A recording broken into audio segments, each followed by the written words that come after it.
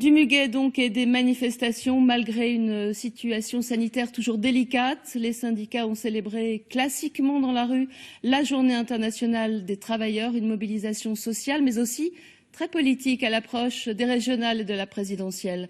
Marie Lebrun, Myriam Schelcher et toutes nos équipes. Photo de famille. La gauche française unie autour de la tête de liste aux élections régionales des Hauts-de-France, Karima Delli. Unie, pas totalement. À quelques mètres, Jean-Luc Mélenchon fait cavalier seul. Le président de la France insoumise s'est invité dans le cortège lillois et transforme le défilé en meeting présidentiel. 8 heures par jour, 35 heures par semaine, et enfin, 60 ans dans la vie, pas un jour de plus. Mais ce 1er mai, c'est d'abord le jour des travailleurs, de tous les travailleurs.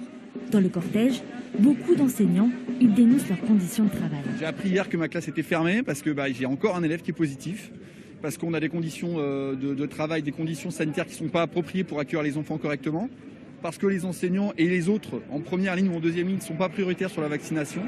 Éparpillés dans le défilé, des soignants eux aussi en première ligne dans cette crise sanitaire.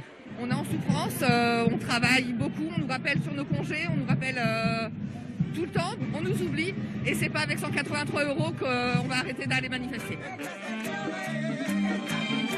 Au son de la fanfare, le cortège s'est arrêté devant le théâtre Sébastopol, occupé depuis la mi-mars par les intermittents du spectacle.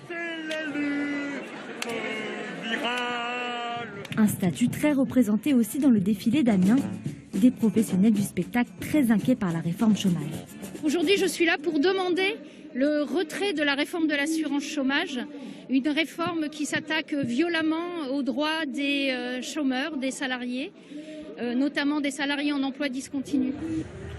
Privés de manifestations en 2020, les travailleurs se sont rattrapés cette année. Ils étaient présents partout dans les Hauts-de-France. À Lille, c'est en musique et avec quelques pas de danse que ce défilé du 1er mai a pris fin.